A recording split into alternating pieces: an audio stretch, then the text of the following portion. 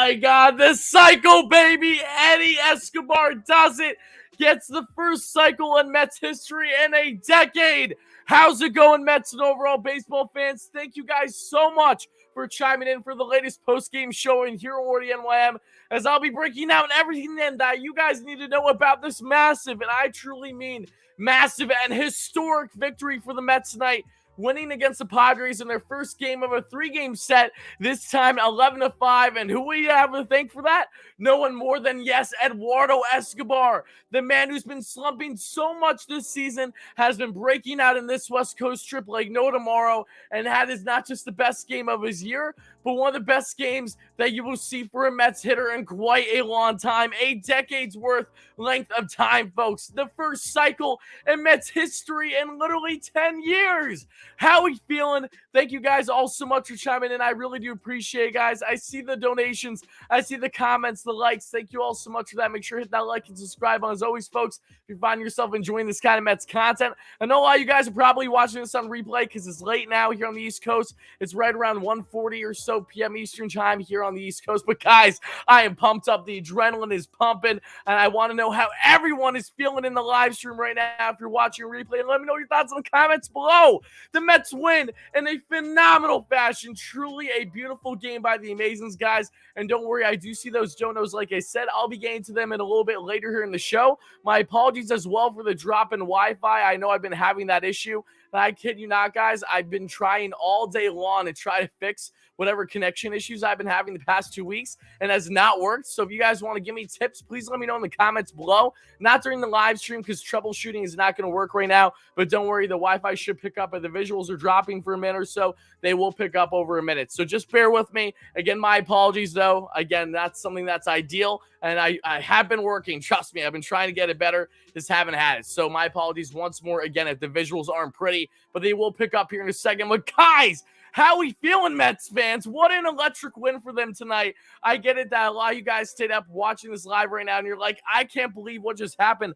I cannot comprehend the fact that the Mets just came out tonight and have themselves, and I do have an Ethernet cable, guys. Don't worry. Trust me, I have all that. That's why it's been that much more frustrating, why I've been having the connection issues. I don't know what it's been. I tried resetting my router. I tried doing a bunch of stuff, but I know I'm not as tech savvy as others. So again, let me know in the comments below here after the live stream for a lot of my people on replay.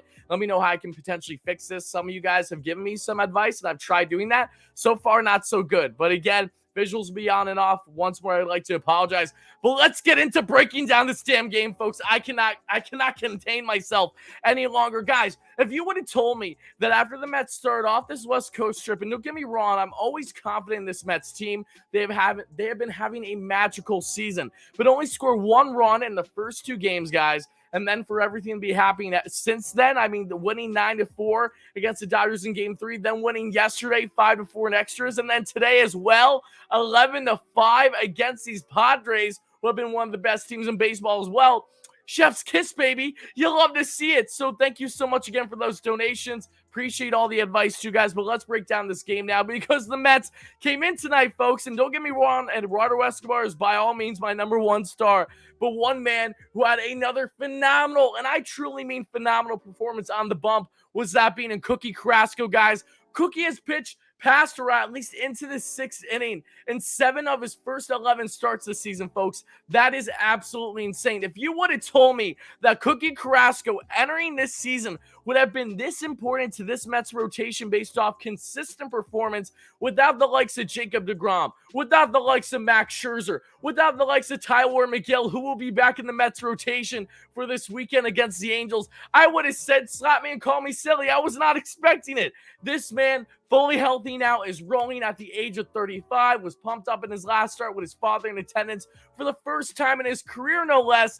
Cookie has been thriving, and so have the Mets been with their starts. He is now 7-1 on this season with right around a 3.5 or so ERA.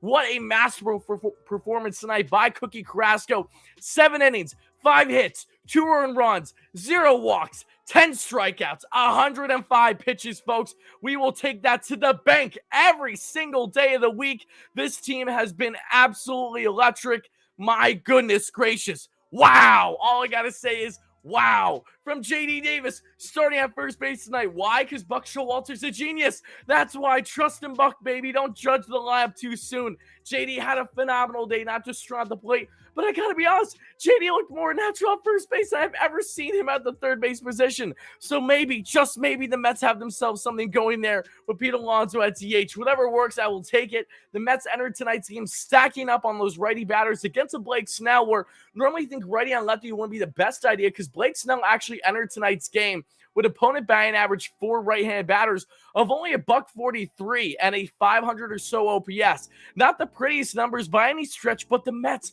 what did they do? They jumped on Snell right from the jump, folks. He threw 43 pitches in the first inning, grinding out at-bats the Mets' way, scoring early like they've been doing all season long. This team is the definition of relentless. This team gives you the idea of not just small ball, but grinding out those at-bats. And it started off with Starling Marte, folks, with a base knock and then a stolen bag. Why? Because he's an absolute speed demon. Had a phenomenal day at the plate, as he's been so consistent, not just out west, but has been a huge vocal point for this Mets offense throughout the entirety of the year, along with some great defense. And that's an understatement, I should say, there in right field, even though he's naturally a center fielder. Then after that, we get a Pete Alonso walk and Mark Canha walk. And what was so important about these walks, folks, especially not just Mark Canha, but then J.D. Davis with the first RBI of the day, a walk no less.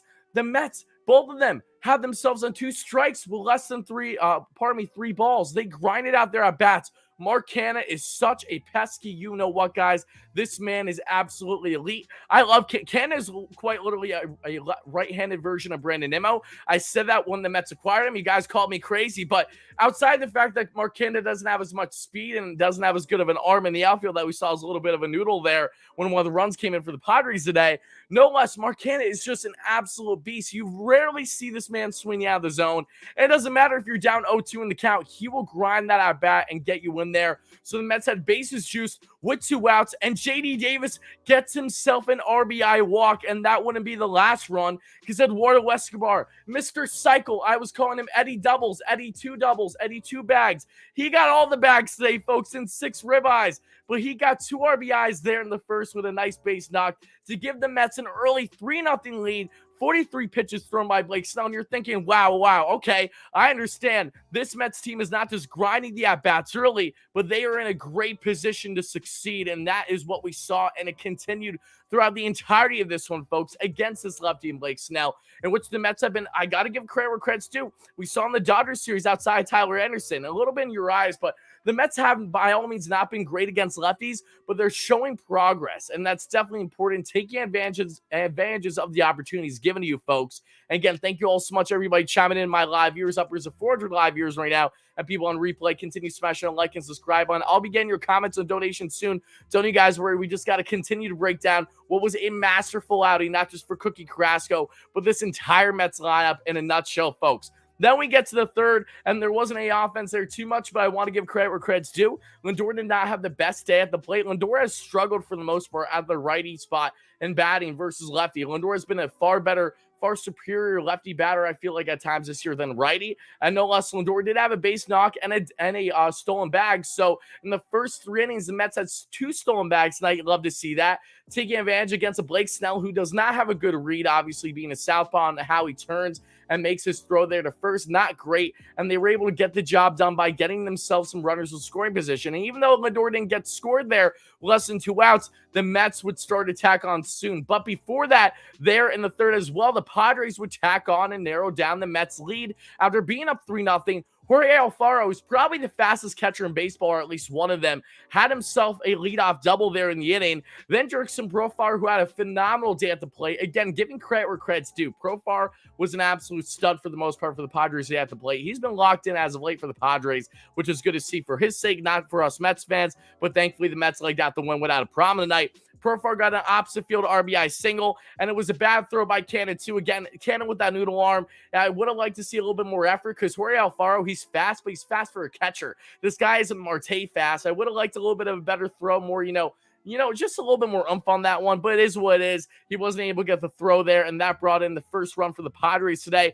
However, Jurickson Profar being a little bit of dummy on the base pass got stuck between first and second, dove back to first, and JD Davis at first base got the pick without a problem. Beautiful read there by Nito to throw to JD to get the tag and the out there. But then when we get to the fourth inning, folks, the Mets continue to tack on. And who's right in the heart of it all? Yeah, the man who again had the cycle tonight in Eduardo Escobar with the double to start things off. WardyNYM with an RBI single with 2 outs, no less, while Eddie was still on third base. You'll love to see that as well. And Starling Marte had a single in that inning. So even though the Mets didn't tack on anymore after Marte got on base, the Mets increased their lead at that point 4-1, and looking like that they already have a solid shot of winning this one.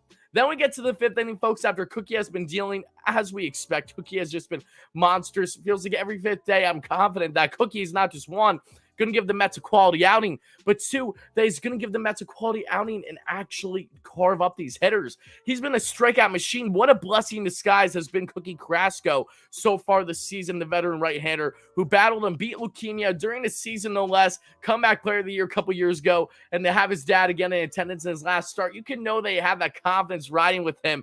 2 great starts in a row at minimum now. But we get to the fifth inning again for the Mets offense. Pete Alonso reaches first base on a throwing error. I mean, Manny Machado, he tends to do this with these lollipop throws as well. Makes a beautiful snag, pick there, think it's not a problem. Then he just yanks it there to Hosmer at first, and Hosmer can't handle it, obviously. Bad throw, and that would end up hurting the Padres there, because Mark Canha would get himself a double. A beautiful read. Canha had great and silly base running in this inning that you'll see in the fifth, as you see in the highlights as well. Canha waits right as he rounds first, waits to see if it's going to be a good or a bad throw, and he gets on second with a beautiful slide, a low bouncer there that Cronenworth was not able to handle at second. So Mets have runners in scoring position with less than 2 out, folks. 3 out, I should say, obviously. And then you have JD Davis with an RBI sac fly, folks. And then Canha ends up getting out because he was stuck between second and third. No less, that ends the inning, though. And I got to say, Mark Canha, beautiful day at the plate. That's why he's in my Wardy's top 5. But on top of that, JD Davis with a crucial another RBI. First was a walk. The second was a sac fly. I don't care how you're getting your RBIs. Just make sure that you're putting the ball in play, or at least having a strong at bat. That is what JD Davis did through his first couple, and he continued that throughout tonight, folks. And again, my apologies once more about the visuals. Like I said, it'll drop for like a minute, then it'll pick back up. Blame my connection right now. I completely understand it. This is not ideal, but thankfully it only lasts for around a minute or so, and that'll pick back up. So apologies once more. And again, like I said earlier in the live stream, but if you're watching this now or just chiming in, let me know in the comments below after watching this live to give me some pointers on how to fix my connection. I have my Ethernet cable plugged in. I have all that stuff. But for whatever reason, after trying to toy with my connection all day long, resetting stuff, doing all these different things, and testing how the connection was, it just hasn't been consistent. And again, I don't know what it is. So definitely help me out. I would greatly appreciate, folks. I'm not as tech savvy as I know many of you guys are.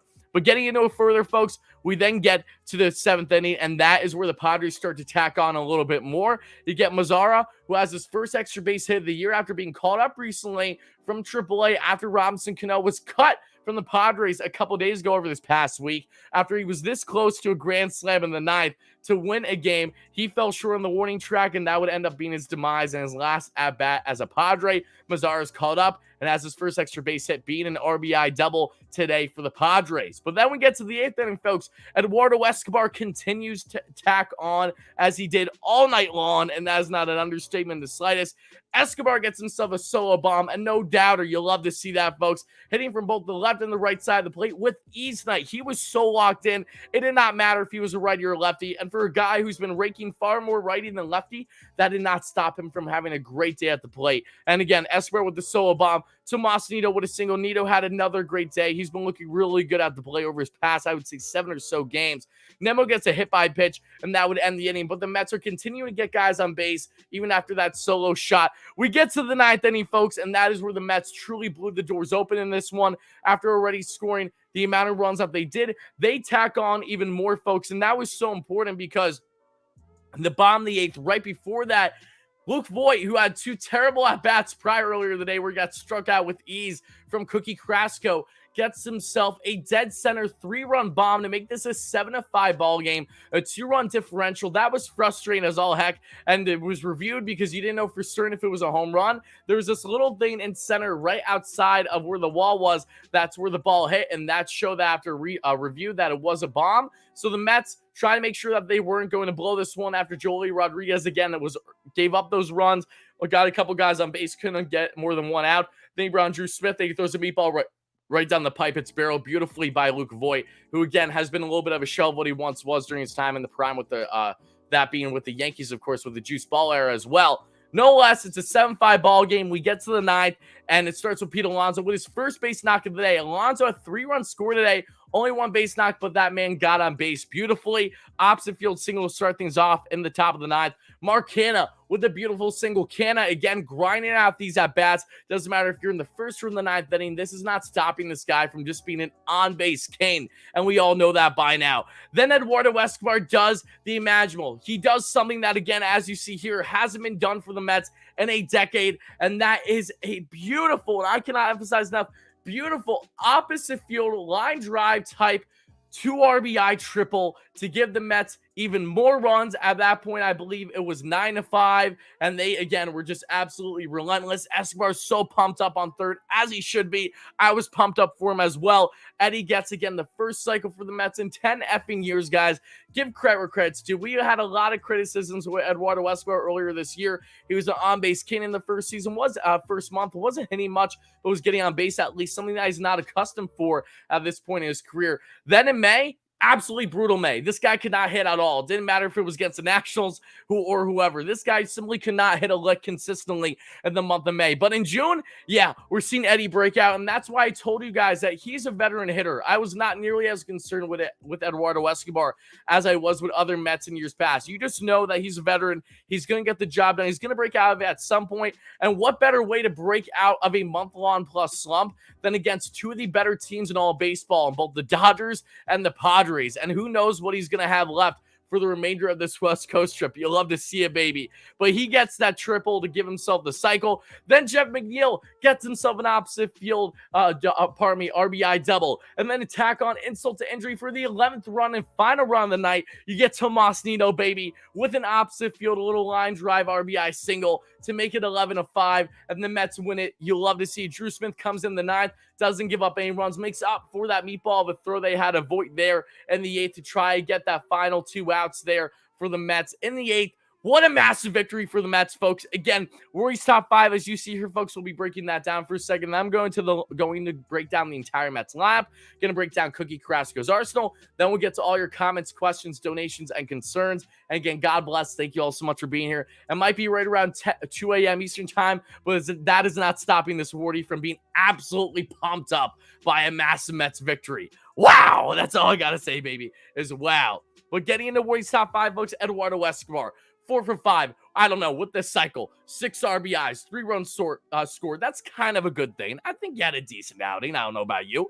Kind of nice. Then we get Cookie Carrasco again. Cookie, 10 strikeouts, 10 punchies, 0 walks, 2 earned runs, 5 hits, 7 innings. Had 19 swing and misses, folks. Beautiful placement on his pitches. Again, was making Voit look silly up until Voit again saw a meatball of a fastball from Drew Smith. And that's where things started to change. I believe it was fastball. I could be wrong. Don't quote me on that.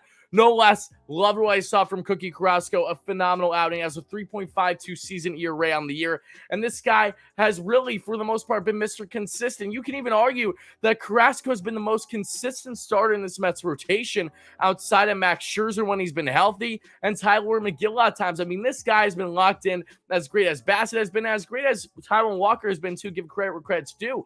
Cookie has just been legging it down and eating innings for the Mets. He's been having low pitch counts per inning. I mean, to see the type of accolades and the type of things that Cookie Carrasco is doing so far this season, it's not just mind-boggling, but it's like we're finally getting the Cookie that we expected. We're getting the guy that was Mr. Consistent right around a 3 to 3.5 year rate for basically a decade straight in Cleveland. He has now officially arrived in Queens, folks, and I really do hope that he's here to stay because he is just looking absolutely beautiful. But then we get into my number 3 star, folks. And I know he won 1 for 3 with only 2 RBIs and a run scored. But J.D. Davis had a phenomenal day overall. This was this guy's first start at first base in years since the first time he was with the Astros back in 2018.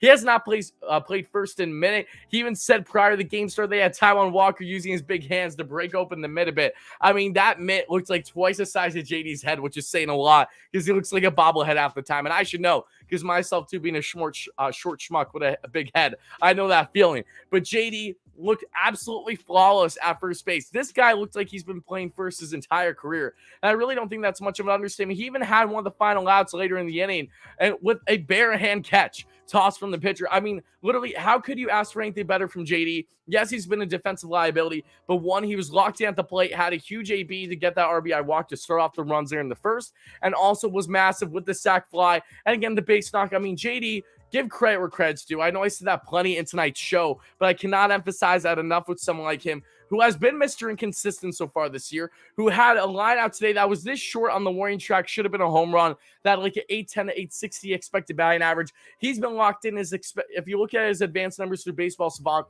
he's been barreling the ball among the elites in all baseball, but has had worse, terrible, and I mean terrible, defensive alignment luck, and along with the balls just falling short on him on the warning track plenty this year. But JD, what an awesome day at the plate for him. You absolutely love to see it. And then my number 4-star, Jeff McNeil, 2 for 5 with the double, the RBI, and the run scored. Jeff, who has not had a great West Coast trip, and we all know that by now. He's still been locked in, was a little frustrated, didn't get the start yesterday, got the off day because, you know, especially in his final at-bat there in the ninth in, Game 3, the 4 games against the Dodgers. You saw Buck was not satisfied with him after, slamming his helmet on the ground. Give him the day off to kind of cool down and realize, there's a bigger picture here. Don't get too emotional. As we know, Jeff was more emotional than he ever was in the 2021 season with his really heavy struggles dealing with that hamstring injury as well. Jeff, however, the defense hasn't been a problem. He's been looking phenomenal, looking like a gold glove out there in either left field or second base. And again, have the hits where it matter most tonight for the Mets to tack on, to add those insurance runs, to truly add insult to injury. And then my number 5-star, I got to go with Marcana. Phenomenal at-bats from Mark tonight, guys.